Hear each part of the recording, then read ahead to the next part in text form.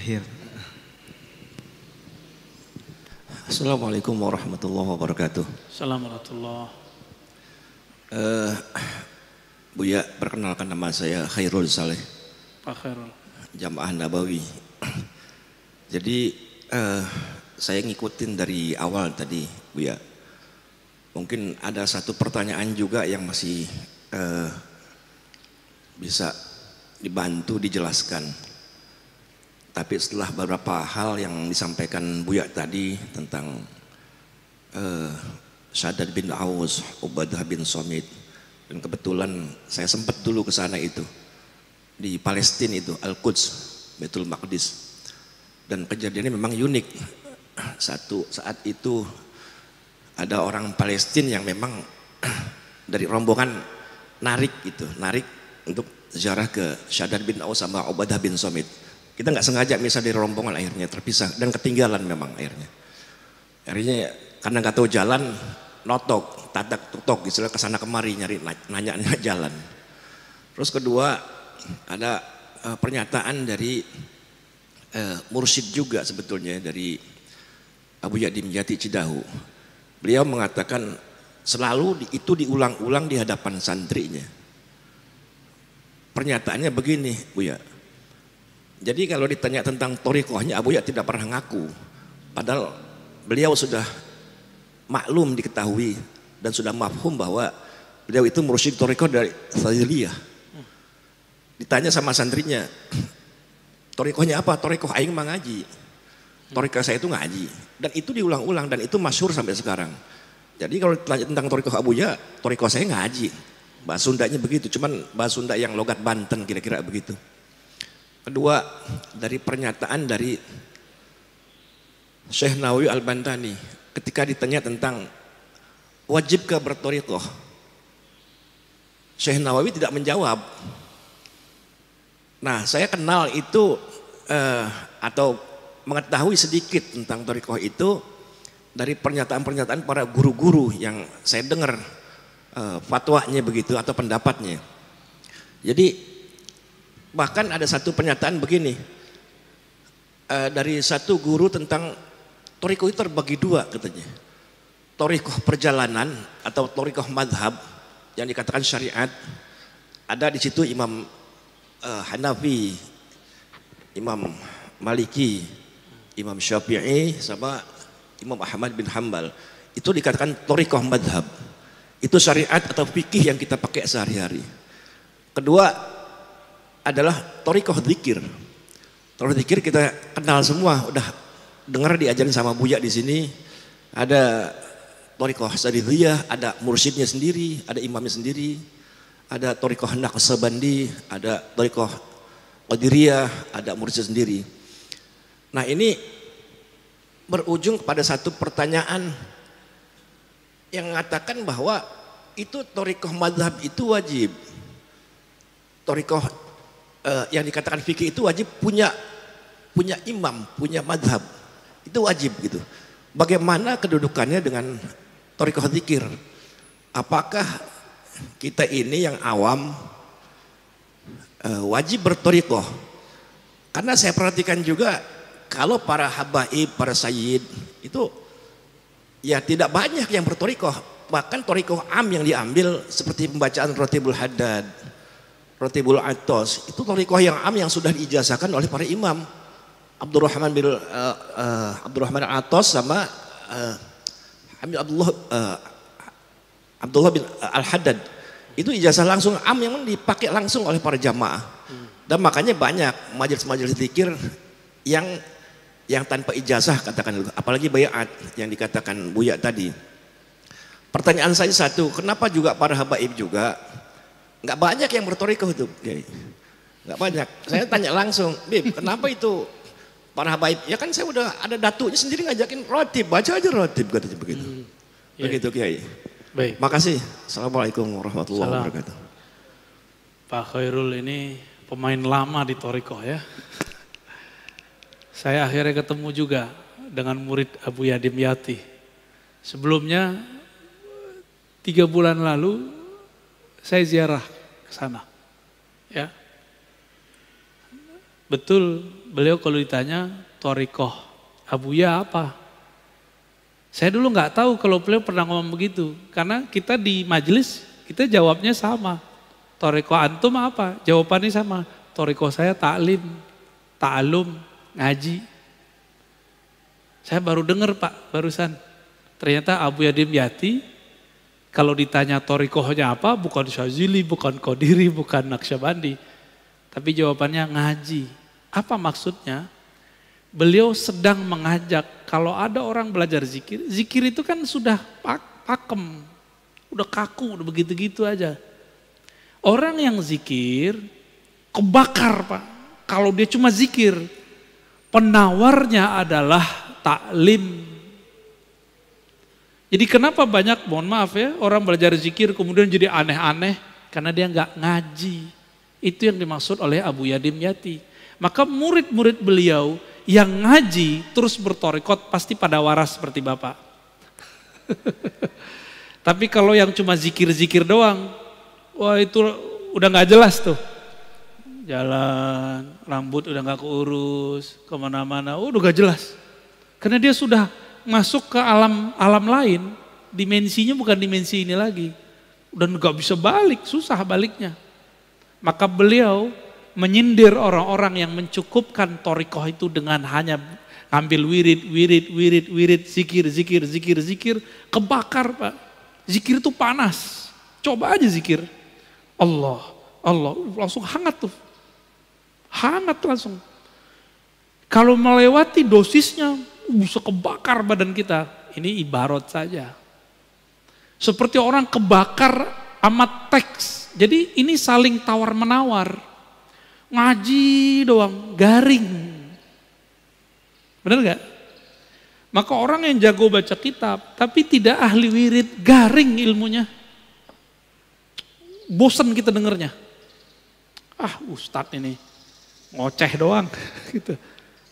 Kering, kita gak merasakan sentuhan kolbunya. Maka ini harus dijamak, digabung. Itulah thorikoh kiai-kiai kita, abuya-abuya kita. Zaman dulu. Ini saya mau kasih tahu Pak, banyak yang protes. Kok Ar-Razi masih muda dipanggil Abuya? Itu bukan saya yang manggil diri saya Abuya, itu guru saya yang manggil saya Abuya. Dan di kampung saya biasa, Buya, itu anak muda, tua itu dipanggil Buya. Tapi kalau Abuya, itu langsung guru kita yang ngijazahin. Jadi itu bukan panggilan saya sendiri, saya lebih senang dipanggil Ar-Razi. Ar-Razi gitu. Atau dipanggil bro gitu Pak, lebih senang karena dianggapnya muda. Kalau Abuya kayaknya tuhe ya, mau gimana lagi. Ya, kita hargai juga guru kita, masa kita nggak hargai? Ya, kalau saya menolak sama dengan menolak panggilan guru kan. Dan itu gak dibuat-buat kan, antum manggil-manggil aja kan. Karena guru sudah bertitah, itu ridhonya guru. Ya. Karena ilmu itu bukan fisik Pak, ilmu itu ruh, spirit. Jika ma'rifatnya tinggi, dia tua walaupun tubuhnya muda. Antum tua, tapi gak punya ma'rifat, itu bocah, bocil. Bonek, ya, boceh kata orang Persia, bocah kata orang Betawi, sama. Terus tadi tentang kok para habaib sayyid kok jarang bertorikoh. Antum baca buku namanya Al-Manhaj As-Sawi, karya Habib Zain Sumait ya. Beliau yang mendirikan Rabithah Alawiyah. Bahwa torikoh Ba'lawi memang torikohnya am. Makanya kalau Pak Khairul nanya, Beb, antum torikohnya apa? Ya pasti dijawab, atuk saya. Datuk saya sudah begitu. Cukup Pak, itu khas untuk para habaib. Kita nggak bisa begitu. Di darah mereka ada darah putih Rasulullah SAW. Maka mereka sedikit saja tasdik tentang abahnya, jidnya, itu langsung usul kepada Allah. Namun secara hukum alam, habaib tidak habaib kalau nggak ngaji ya jahil. Sama dengan orang biasa. Habib kalau nggak ngaji ya sama ke orang awam. Tapi kalau Habib ngaji, kita kalah langsung, Pak. Kenapa kita kalah langsung? Karena dia punya mahabbah yang tinggi kepada jin-jinnya dan Sayyid al-Alamin baginda Nabi Muhammad SAW. Kalau kita kan mencoba mencari rasa dulu. Tapi untungnya Nabi menyebutkan nasab itu ada dua. Ada nasab warasah, ada nasab jisim. Ahlu bait. Maka ahlu bait ini ada dua. Ahlu bait biologis. Bin. Asegab, Atos, Adat, Aidrus. Ada 200 ya. Berapa tuh? Banyak banget itu. Ada Al-Mahjub. Ya, ada Bazara'ah. Macam-macam. Saya ke Prancis ini ketemu Bazara'ah. Tahu-tahu orang mana, Pak? Orang Makassar. Habibnya diganti pakai gelar Andi. Jadi Andi itu di Makassar dulu, itu pengganti gelar Sayyid Habib. Seperti di Banten diganti dengan Raden. Jadi sebenarnya Raden-Raden yang ada sekarang itu Sayyid Syarif.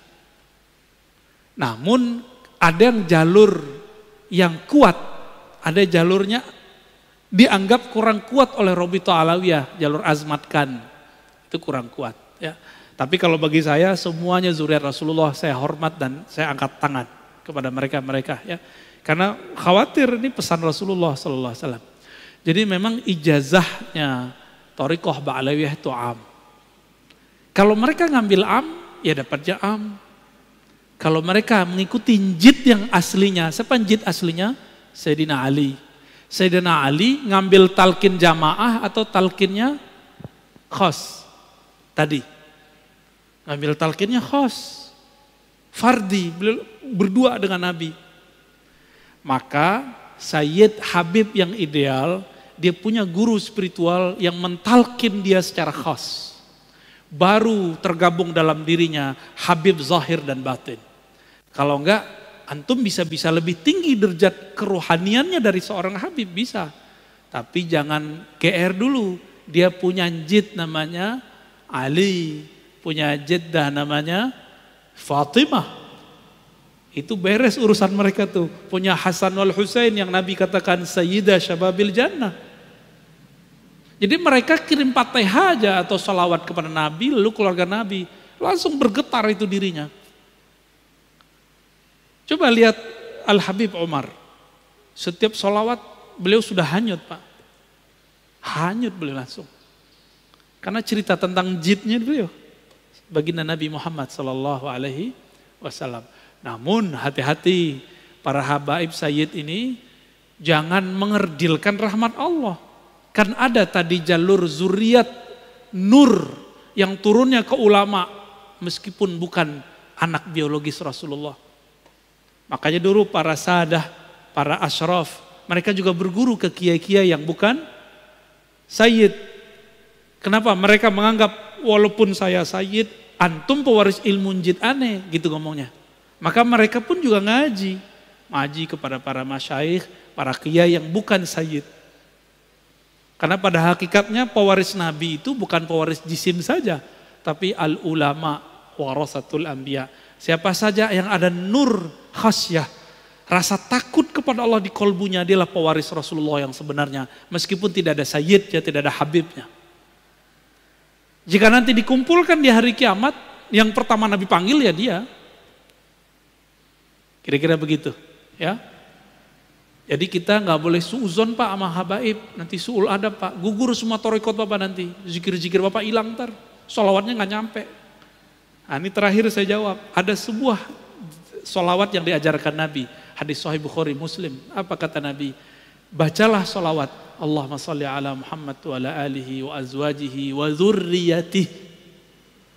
Ya Allah, sampaikan salam, sholawat rahmat kepada Muhammad, Nabi Muhammad, keluarga Muhammad, istri-istri Muhammad, dan keturunannya. Ini mukjizat Nabi.